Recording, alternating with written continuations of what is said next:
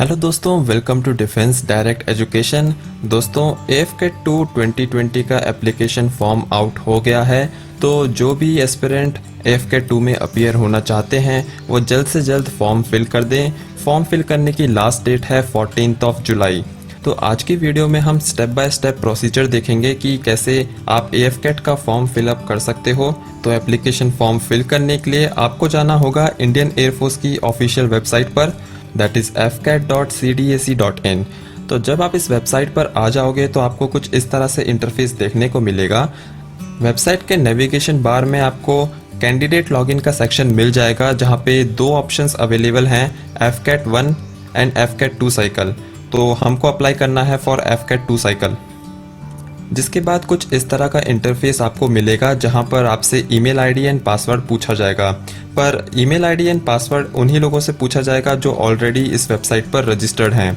अगर यहाँ पे आप नए हो तो आपको यहाँ पे अपने आप को पहले रजिस्टर करना पड़ेगा। अपने आप को रजिस्टर करने के लिए आपको इस लिंक पर क्लिक करना पड़ेगा। जिसके बाद एक बेसिक एप्लीकेशन फॉर्म खुलकर आ जाएगा, जहाँ पर आपको अपनी बेसिक डिटेल्स एंटर करनी होंगी। डिटेल्स जैसे name, father's name, mother's name, आपकी email ID, nationality, mobile number and last में आपको एक कैप्चा फिल करना होगा। और इसके साथ ही आपको एक सीक्रेट क्वेश्चन भी सिलेक्ट करना होगा, ताकि अगर इन फ्यूचर आप अपना आईडी पासवर्ड भूल जाते हो तो इसकी मदद से, यानी कि सीक्रेट क्वेश्चन की मदद से आप अपने आईडी को या पासवर्ड को रिकवर कर सको। तो चलिए बेसिक डिटेल्स भर देते हैं। तो यहाँ पे मैंने अपनी सारी बेसिक डिटेल्स फिल कर दी हैं, और जब एक बार आप सारी डिटेल्स फिल कर दें तो आपको साइन अप बटन पर क्लिक करना है। साइन अप बटन पर क्लिक करने के बाद आपको रजिस्टर्ड सक्सेसफुली का मैसेज आ जाएगा।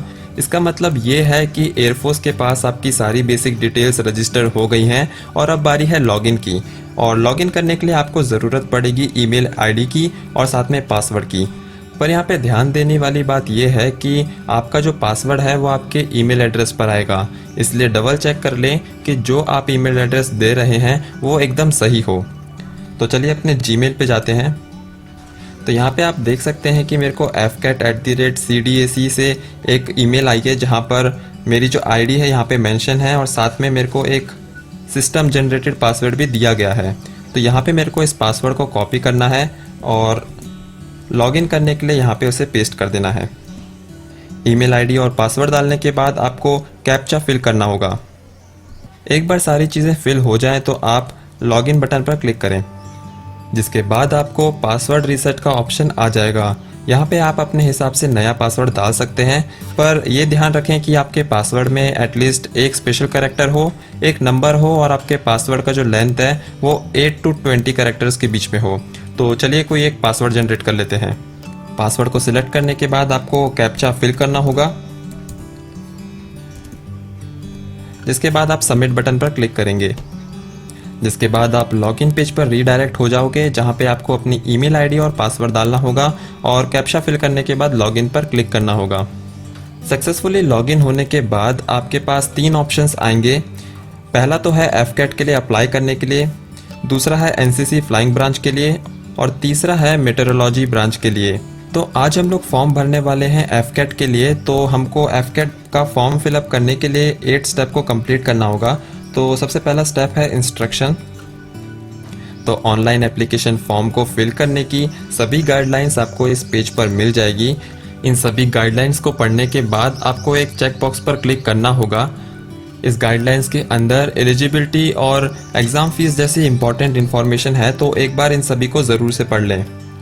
अगर आप चाहते हो तो ऑफिशियल नोटिफिकेशन की PDF भी आप यहाँ से डाउनलोड कर सकते हो, जिसके अंदर सारी चीज़ें काफ़ी डिटेल में मेंशन की गई हैं।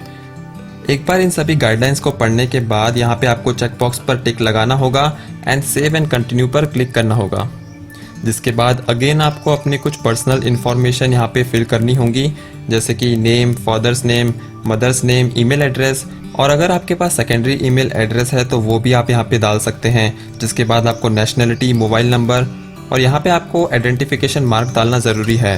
आइडेंटिफिकेशन मार्क के लिए मैंने यहाँ पे डाल दिया है कट मार्क ऑन फोरहेड। जिसके बाद आपको CPSS और PABT से रिलेटेड इन्फॉर्मेशन देनी होगी। अगर आपने आज से पहले कभी CPSS या PABT नहीं दिया है तो आप नॉट अपीयर्ड चेक बॉक्स पर क्लिक कर सकते हो। अगर आपके पास DGCA द्वारा इशू किया गया कॉमर्शियल पायलट लाइसेंस है तो आप यहाँ पे चेकबॉक्स पर क्लिक कर सकते हो, जिससे आपको एज में भी रिलैक्सेशन मिल जाएगी। और अगर आपके पास कॉमर्शियल पायलट लाइसेंस नहीं है तो आप नो चेकबॉक्स पर क्लिक कर दें। इसके बाद ये पूछ रहा है कि क्या आप सर्विंग एयरमैन हैं या नहीं, तो नो। देन उसके बाद आप अपना जेंडर सेलेक्ट कर लें। उसके बाद आपको अपना मैरिटल स्टेटस डालना होगा, तो अनमैरिड। और लास्ट में आपको अपना डेट ऑफ बर्थ डाल के सेव एंड कंटिन्यू पर क्लिक करना होगा। पर्सनल डिटेल्स के बाद अब बारी है क्वालिफिकेशन इन्फॉर्मेशन की। तो यहाँ पे आपको अपना एजुकेशन लेवल डालना होगा। तो यहाँ पे मैं डाल देता हूँ 10+2 प्लस ग्रेजुएशन। अब यहाँ पे आपको ग्रेजुएशन से रिलेटेड डिटेल्स फिल करनी होंगी। जो पहला है ग्रेजुएशन लेवल, यहाँ पे ग्रेजुएशन लेवल पर क्लिक करने पर आपको graduate option A, option B, option C, option D दिख रहा होगा। तो यहाँ पे ऑप्शन ए, ऑप्शन बी क्या है इसको समझने के लिए यहाँ पे व्यू डिटेल्स पर क्लिक करें। यहाँ पे ऑप्शन ए में वो लोग आते हैं जिन लोगों ने BE BTech कर रखी है from branch like aerospace engineering, aeronautical engineering, aircraft maintenance engineering, mechanical engineering. Option B में वो लोग आते हैं जिन लोगों ने अपनी BE BTech कर रखी है from branches like communication engineering, computer engineering and technology, computer engineering and application, computer science and engineering. Option C में वो लोग आएंगे जिन लोगों ने BCom, BBA या फिर फाइनेंस में BSc कर रखी है। और लास्ट में आता है ऑप्शन डी, जिसमें बचे हुए सभी ग्रेजुएट स्टूडेंट्स आ जाते हैं। तो यहाँ पे मैं अपने अकॉर्डिंग ऑप्शन बी को सिलेक्ट कर लेता हूँ। क्वालिफिकेशन में bachelor of technology, then stream में इंफॉर्मेशन टेक्नोलॉजी। यहाँ पे मेरा जो कोर्स था वो 4 इयर्स का था। जिसके बाद आपको कॉलेज का नाम, यूनिवर्सिटी का नाम, date of graduation, gross percentage और करंट बैकलॉग को फिल करना होगा।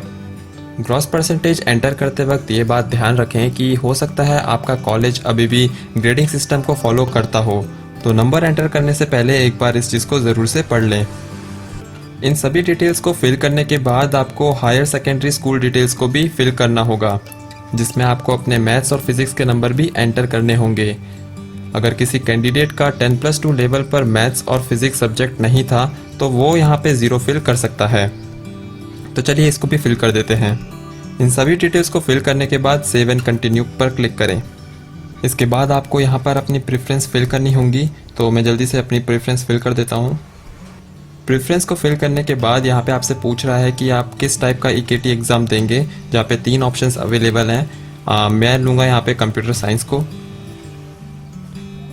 इसके बाद आपको कुछ और डिटेल्स फिल करनी होंगी, जैसे कि आपके पास क्या NCC एयरविंग C सर्टिफिकेट है या नहीं, या फिर आप क्या कभी पहले SSB में अपीयर हुए हो। अगर हुए हो तो फिर आपको इन सब डिटेल्स को फिल करना पड़ेगा कि आपका कौन सा बैच नंबर था, कौन से SSB में आप अपीयर हुए थे। तो ये सब डिटेल्स आपको फिल करनी होंगी। तो अभी के लिए मैं यहाँ पे नो फिल कर देता हूँ एंड आगे बढ़ते हैं। इसके बाद ये आपसे पूछ रहा है कि आपको FCAT नोटिफिकेशन के बारे में कहाँ से पता चला, तो let's say from social media. And अगर आप गेट एग्ज़ाम में अपीयर हुए हो तो उसकी डिटेल्स भी आपको यहाँ पे फिल करनी होंगी। एक बार ये सारी चीज़ों को फिल करने के बाद आप सेव एंड कंटिन्यू कर सकते हैं। लास्ट में आपको अपनी कम्युनिकेशन डिटेल्स देनी होंगी, जैसे परमानेंट एड्रेस, देन आपकी सिटी, आपका pin code, nearest railway station, landline number, Aadhaar card number. तो ये सभी डिटेल्स को बहुत ही ध्यान से फिल करें। उसके बाद आपको इस पेज पर रीडायरेक्ट कर दिया जाएगा, जहां पर आपको फ़ोटोग्राफ, सिग्नेचर और थंब इम्प्रेशन की इमेज अपलोड करनी होगी। अगर आप मेल हैं तो आपको लेफ़्ट थंब का इम्प्रेशन अपलोड करना है, और अगर आप फीमेल हैं तो आपको अपना राइट थंब का इम्प्रेशन अपलोड करना है। तो चलिए जल्दी से इन सारी चीज़ों को अपलोड कर देते हैं। एक बार जब आप सारी चीज़ें अपलोड कर दें तो उसके बाद आपको इस चेक बॉक्स पर क्लिक करना है and then again save and continue पर हिट करना है। डॉक्यूमेंट्स को सक्सेसफुली अपलोड करने के बाद यहाँ पे आपको अपने सेंटर की प्रेफरेंस डालनी होगी। सेंटर की प्रेफरेंस भरने के बाद आप सेव एंड कंटिन्यू पर क्लिक करें। इन सभी डिटेल्स को फिल करने के बाद आप देख सकते हैं कि आपके पहले 5 स्टेप कंप्लीट हो चुके हैं। अब बारी है पेमेंट करने की, तो मेक पेमेंट ऑप्शन पर क्लिक करें। यहाँ पे आप payment credit card, debit card, UPI या नेट बैंकिंग के थ्रू कर सकते हैं। इस एप्लीकेशन फॉर्म की फ़ी है ₹250। तो यहाँ पर मैं अपने कार्ड की डिटेल्स डाल देता हूँ। कार्ड की डिटेल्स डालने के बाद मेक पेमेंट ऑप्शन पर क्लिक करें, जिसके बाद आपके रजिस्टर्ड मोबाइल नंबर पर एक OTP आएगा। उस OTP को यहाँ पे फिल कर दीजिए। पेमेंट सक्सेसफुल होने के बाद आपको ये एप्लीकेशन फॉर्म मिल जाएगा। इसको आप डाउनलोड करके रख सकते हो। और इस तरह से FCAT 2 2020 के एप्लीकेशन फॉर्म के सारे स्टेप कंप्लीट हो जाते हैं। आपको एग्जामिनेशन से 2 या 3 वीक पहले एडमिट कार्ड इशू कर दिया जाएगा, इसलिए अपनी ईमेल फ्रीक्वेंटली चेक करते रहें। अगर फिर भी आपका कोई सवाल है या आप किसी स्टेप पर फंस गए हो तो आप हमसे कमेंट सेक्शन में पूछ सकते हो। आपको ये वीडियो कैसी लगी मुझे कमेंट सेक्शन में बताएं, लाइक करें इस वीडियो को एंड अपने फ्रेंड्स के साथ भी शेयर करें।